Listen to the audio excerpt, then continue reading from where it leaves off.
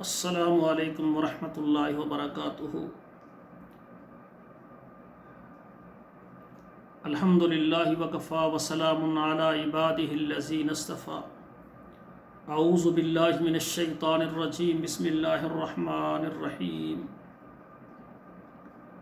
الف لام میم ذالک الکتاب لا ریب فیہ ھدی للمتقین الذین یؤمنون بالغیب ویقیمون الصلاة ومما رزقناہم ینفقون۔ ناظرین کرام، قرآن مجید کا یہ بہترین اسلوب ہے جہاں اللہ ذوالجلال نے نماز کا تذکرہ کیا ہے اور اس کے ساتھ ہی انفاق فی سبیل اللہ کا تذکرہ بھی کیا ہے۔ اب غور کریں، نماز اور اللہ کی راہ میں خرچ کرنا، ان کا آپس میں ربط کتنا ہے۔ قرآن دیکھیں، قرآن اللہ ذوالجلال کیا فرما رہے ہیں؟ الف لام میم، یہ حروف مقطعات میں سے ان کے معنی اللہ ذوالجلال ہی جانتے ہیں۔ ذالک الکتاب، یہ کتاب، لا ریب فی، اس میں کوئی شک نہیں ہے، یہ سچی کتاب ہے، اللہ کی طرف سے ہے۔ ھدی للمتقین، اس میں ہدایت ہے پرہیزگاروں کے لیے۔ اس کا مقصد جو پرہیزگار نہیں ہے، متقی نہیں ہے، ان کے لیے یہ قرآن ہدایت نہیں ہے۔ ہدایت ان کے لیے ہے جو پرہیزگار ہیں۔ اور پرہیزگار کون ہے؟ الذین یؤمنون بالغیب، وہ لوگ جو ایمان لاتے ہیں غیب کے۔ ہم نے اللہ کو نہیں دیکھا، اللہ کے رسول نے فرمایا اللہ ذوالجلال ہے۔ کہاں پر ہیں؟ عرش کے اوپر ہیں۔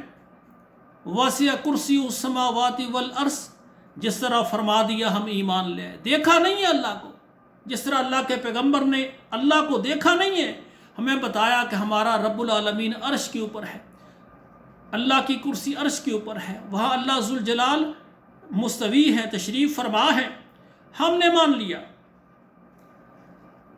الذین یؤمنون بالغیب، ایمان لاتے ہیں ہم غیب کے ساتھ۔ ویقیمون الصلاۃ، ایمان لانے کے بعد کیا ہے؟ نماز کو ادا کرنا، نماز قائم کرنا، جماعت کے ساتھ نماز ادا کرنا۔ وَمِمَّا رَزَقْنَاهُمْ يُنْفِقُونَ، اور جو اللہ نے ان کو رزق دیا ہے اس میں سے خرچ کرنا۔ اب یہاں جو خرچ کرنا مراد ہے، اس سے زکوٰۃ مراد نہیں ہے۔ آپ غور فرمائیں، الذین یؤتون الزکاۃ، یہاں وہ زکوٰۃ مراد نہیں، یہاں انفاق فی سبیل اللہ ہے کہ جس کو اللہ ذوالجلال نے دیا ہے اس کے پاس مال ہے، اور جس کے پاس کھانا نہیں ہے، پانی نہیں ہے، لباس نہیں ہے، آپ کے پاس اپنی ضرورت سے زائد ہے تو ان پر خرچ کریں۔ نماز اور انفاق فی سبیل اللہ۔ میرے بھائیو، رمضان المبارک آ رہا ہے۔ شہر رمضان الذی انزل فیہ القرآن فمن شہد منکم الشہر فلیصمہ ومن قام رمضان ایمانا واحتسابا غفر له ما تقدم من ذنبہ ومن صام رمضان ایمانا واحتسابا غفر له ما تقدم من ذنبہ۔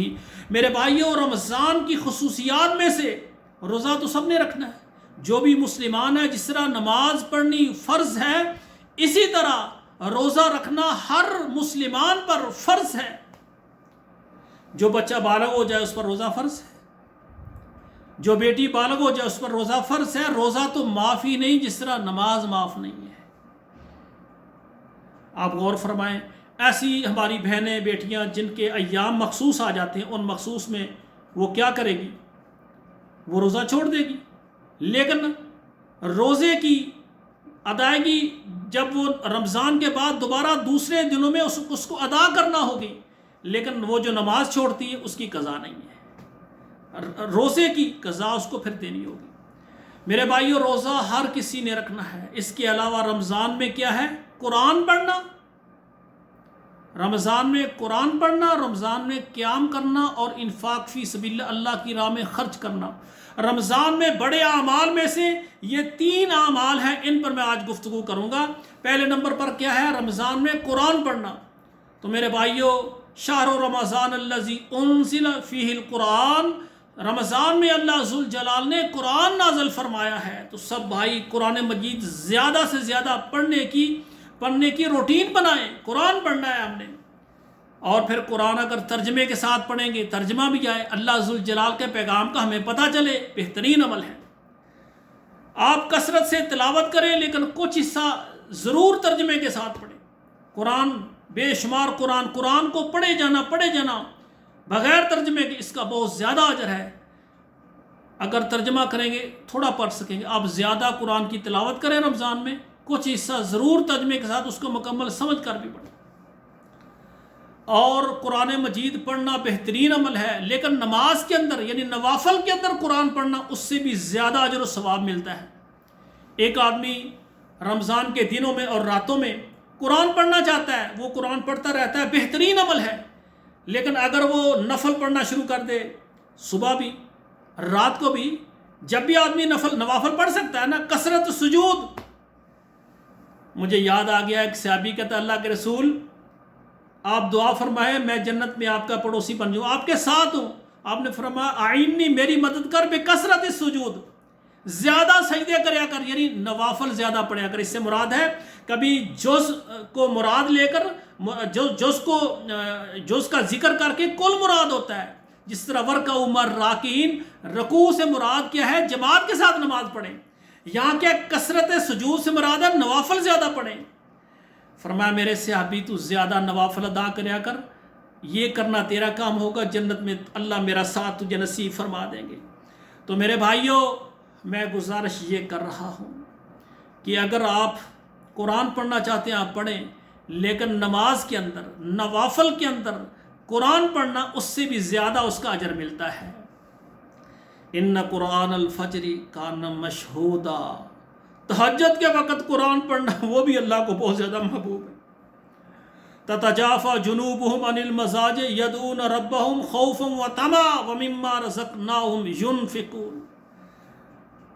یہاں بھی انفاق فی سبیل اللہ کا بھی ذکر آ گیا۔ تو میرے بھائیوں میں آج آپ سے یہ گزارش کرنا چاہتا ہوں کہ رمضان میں آپ نے زیادہ سے زیادہ قرآن پڑھنا ہے۔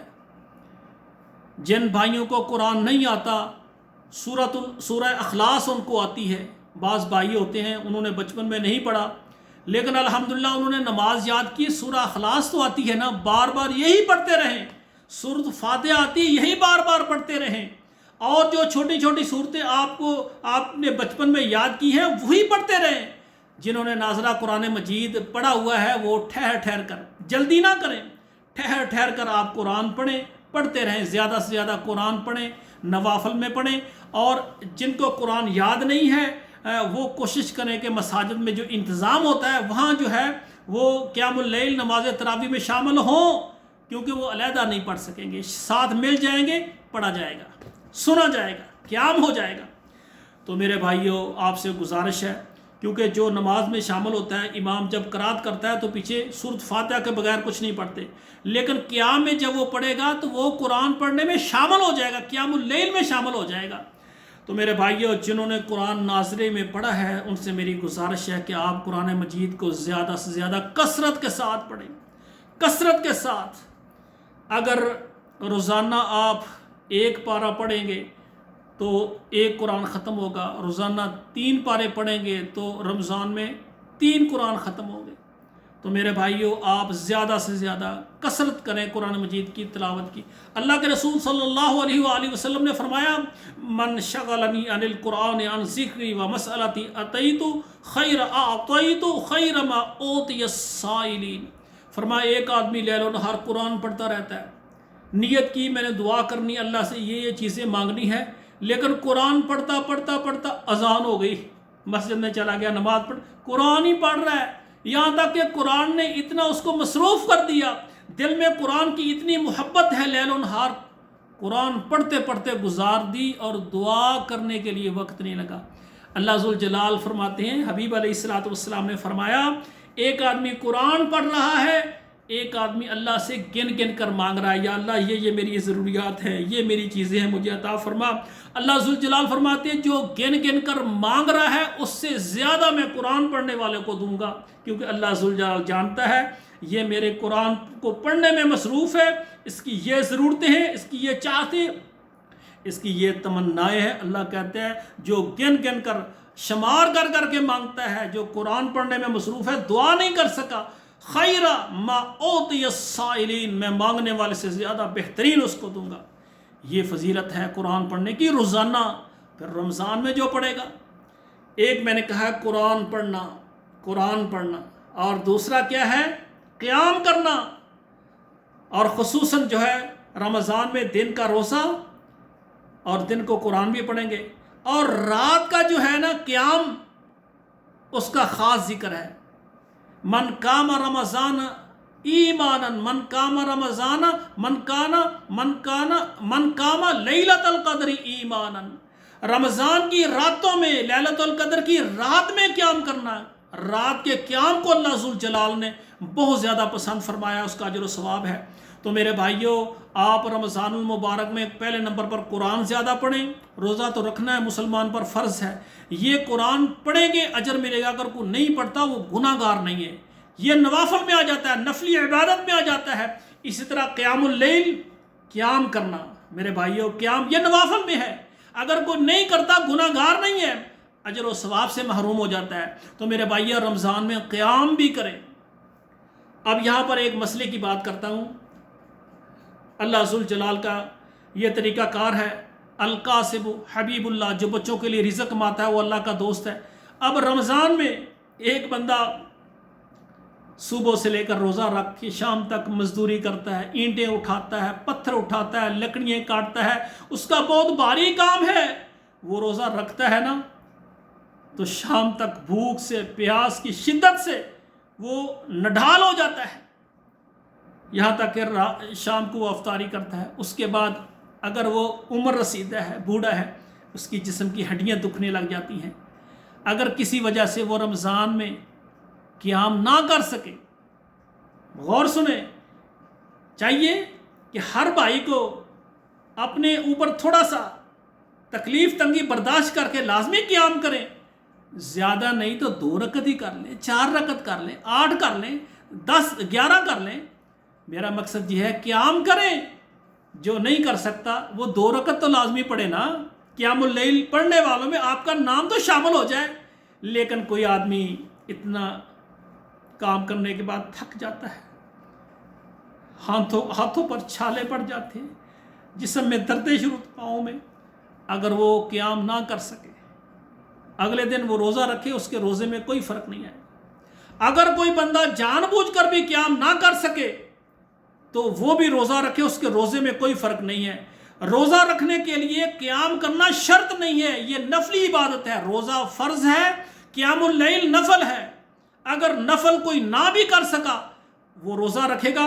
بعض بھائی یہ سمجھتے ہیں کہ جس نے رات کو تراویح یا قیام اللیل نہیں کیا تو وہ روزہ نہیں رکھ سکتا، یعنی وہ اس کو فرض کی حیثیت ایک بندہ نہیں کر سکا۔ نہیں میرے بھائی، یہ نفل ہے، سنت ہے، ادا کریں۔ اگر رہ جائیں تو کوئی مسئلہ نہیں ہے، اگلے دن آپ روزہ رکھیں، روزے کے اجر و ثواب میں کوئی کمی نہیں ہوئے گی۔ جو رات کو قیام کرے گا اس کا اپنا اجر ہے، روزے کا اپنا، روزہ مستقل ایک فرضی عبادت ہے، اور رات کو قیام کرنا نفلی عبادت ہے۔ تو میرے بھائی، وہ بہت زیادہ مبارک کے حقدار ہیں جو گرمی کی شدت میں اور دھوپ کے اندر محنت کر کے بچوں کے لیے روزی روٹی کا انتظام کرتے ہیں اور روزہ بھی رکھتے ہیں۔ اللہ، جو میرے بھائی رمضان کے دنوں میں شدت میں روزے رکھتے ہیں بچوں کے لیے رزق کمال، یا اللہ ان کا رزق آسان کر دے، ان کو حلال اور وافر مقدار میں رزق عطا فرما۔ میرے بھائیوں، پہلے نمبر پر قرآن پڑھنا زیادہ، دوسرے نمبر پر کیا کرنا ہے؟ قیام اللیل، تہجد کی نماز، نماز تراویح کثرت سے، دن کو بھی جو ہماری فرضی نمازیں وہ ہیں، اس کے علاوہ جو سنت موقدہ ہیں، اس کے علاوہ آپ قرآن پڑھیں اور نوافل پڑھیں۔ اور رات کو قیام کرنا یہ اللہ کو بہت زیادہ محبوب ہے۔ رمضان میں دن کا روزہ اور رات کا قیام اللہ کو بہت محبوب ہے۔ تو میرے بھائیوں، نماز تہجد آپ پڑھیں۔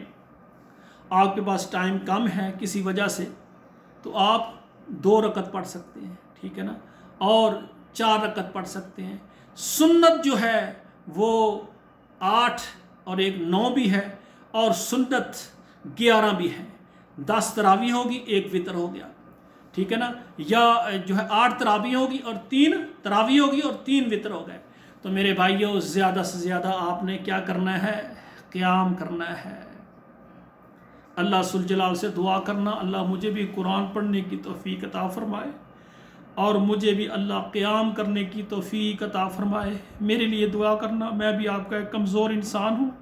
آپ میرے لیے دعا کریں گے اللہ مجھے ہمت عطا کر دے گا کہ میں اللہ کی زیادہ سے زیادہ عبادت کروں. اور تیسرا مسئلہ ہے وَمِمَّا رَزَقْنَاهُمْ يُنْفِقُونَ، نماز کے ساتھ اللہ ذوالجلال نے فرمایا کہ میرے راستے میں خرچ کرنا.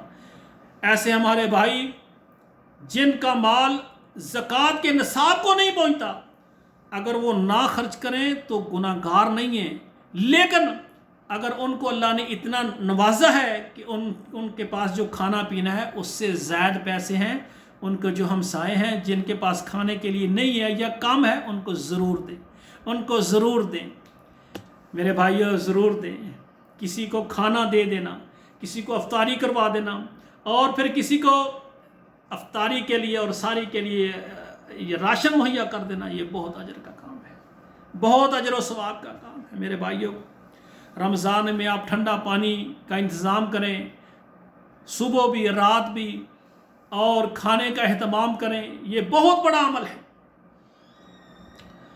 اور تیسرا مسئلہ ہے یعنی وہ انفاق فی سبیل اللہ کا. جس پر زکوٰۃ فرض ہے وہ تو اس نے دینا ہی ہے، جس پر فرض نہیں ہے تو وہ اپنے مال میں سے وہ بھی لازمی خرچ کرے، تاکہ رمضان میں جو رمضان المبارک میں جو اللہ کی راہ میں خرچ کرنے والے اس کا بھی حصہ. لازمی نہیں ہے کہ آپ 10,000 دیں، لازمی نہیں ہے آپ 1,000 دیں، لازمی نہیں ہے آپ 100 دیں. 1 روپے بھی ہے اللہ کی راہ میں آپ مسجد میں کسی ضرورت مند کو دے کر اللہ سے جہنم سے آزادی اور جنت کا داخلہ لے سکتے ہیں. ایسی صحابیات اور ایسے صحابہ کی مثالیں موجود ہیں، انہوں نے 1 کھجور 2 کھجوریں اللہ کے لیے دی، اللہ نے ان کی کھجوروں کو پسند کر کے ان کو جنتی بنا دیا. اللہ کی راہ میں خرچ کرنا. اور پھر رمضان میں صدقہ دینا، آپ بکرا لے کر ذبح کر کے اللہ کے لیے لوگوں کو کھلا دیتے ہیں، آپ گائے لے کر اونٹ لے کر اس کو ذبح کر کے جمع لوگوں کے گھروں میں تقسیم کر دیتے ہیں، تاکہ روزہ رکھنے والے اور روزہ افطار کرنے والے ان کے لیے کھانے کا اہتمام ہو. بہترین عمل ہے، بہترین عمل ہے. اسی طرح آپ اللہ کی راہ میں خرچ کریں، لوگوں کو راشن دیں، ہیں جو ضرورت مند ہیں ان پر یعنی اپنے مال کو خرچ کریں. انفاق فی سبیل اللہ، رمضان میں خرچ کرنا اس کا اجر و ثواب ہی کئی گنا سے. اور انفاق فی سبیل اللہ میں زکوٰۃ بھی آتی ہے. زکوٰۃ اکثر بھائی رمضان میں زکوٰۃ دیتے ہیں. میرے بھائیوں جس بندے نے نماز پڑھی، روزہ رکھا، حج کیا، زکوٰۃ نہیں دی، اس کا بھی ایمان مکمل نہیں ہے. وہ اپنے ایمان کا فکر کرے، کیونکہ بنی الاسلام علی 5، 5 چیزیں مکمل کریں گے آپ مسلمان ہیں. ایک کو بھی چھوڑ دیں گے تو مسلمان نہیں رہیں گے. ایک ہے آپ کا مال نصاب کو نہیں پہنچتا، کوئی بات نہیں ہے، لیکن جب ایک آپ کا مال نصاب کو پہنچ جائے، 7.5 تولے سونا یا اس کے برابر قیمت آپ کے پاس پیسے ہوں، سال گزر جائے زکوٰۃ ہے. 52 تولے 52 تولے اگر چاندی ہو، سال گزر جائے، چاندی ہے یا اس کے برابر آپ کے پاس پیسہ ہے، اس پر زکوٰۃ ہے. آپ کاروبار ہیں، کاروبار میں آپ نے پیسے خرچ کیے ہیں، اگر 7.5 تولے کے برابر پیسے ہیں جو آپ نے خرچ کیے، اس پر زکوٰۃ ہے. 1 سال بعد 52 تولے سونے کے برابر، چاندی کے برابر آپ کے پاس پیسے ہیں، ان سے آپ کاروبار کر رہے ہیں، سال بعد اس پر زکوٰۃ ہے. میرے بھائیوں زکوٰۃ نہیں دیں گے تو پھر کیا ہوگا؟ تو میرے بھائی اللہ ناراض ہوں گے. تو سب بھائیوں سے گزارش ہے کہ رمضان میں زکوٰۃ ضرور دیں. تو انشاءاللہ اس مقصد کے لیے اللہ کا احسان ہے، میں نے ادارہ مدرسہ مسجد بنا رہا ہوں. اس کے لیے جو تعاون کرنا چاہیں وہ میرے ساتھ رابطہ کر سکتے ہیں. اللہ ذوالجلال ہمیں رمضان المبارک میں خرچ کرنے کی توفیق عطا فرمائے. والسلام علیکم ورحمۃ اللہ وبرکاتہ.